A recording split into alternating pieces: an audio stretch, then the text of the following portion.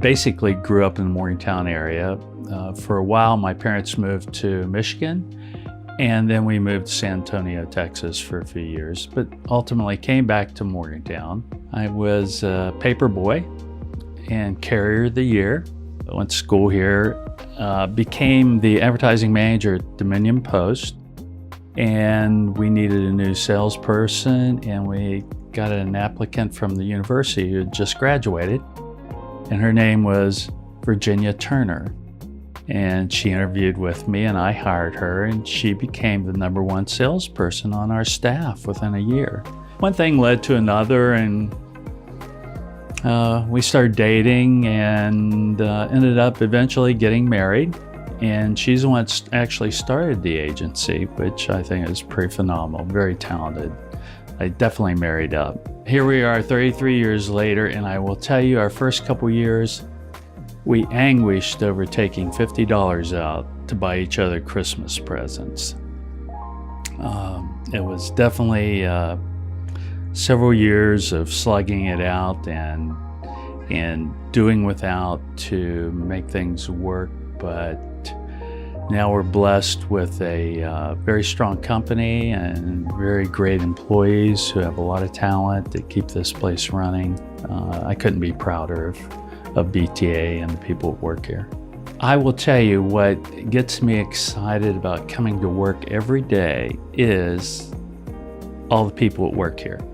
I mean, we have a very diverse group, very talented people, and a young group as well who help keep me on my toes. I just couldn't ask for a better group to work with. I'm not kidding you.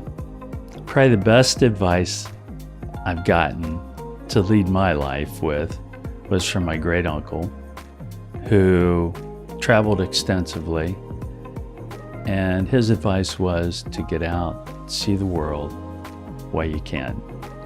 You can always do Europe in a wheelchair, but do the hard places first, and you'll find the most interesting people you'll ever want to meet. So that's what we've been doing, traveling as much as we can. Part of our travels consist of going to Africa. We go there just about every year, and we've had some really interesting experiences. Being stranded in the middle of a flooded river, being charged by a silverback gorilla, being almost upset in a boat by a hippo, standing underneath the largest elephant I've ever seen, holding its trunk, walking with lions, which seemed really cool at the time.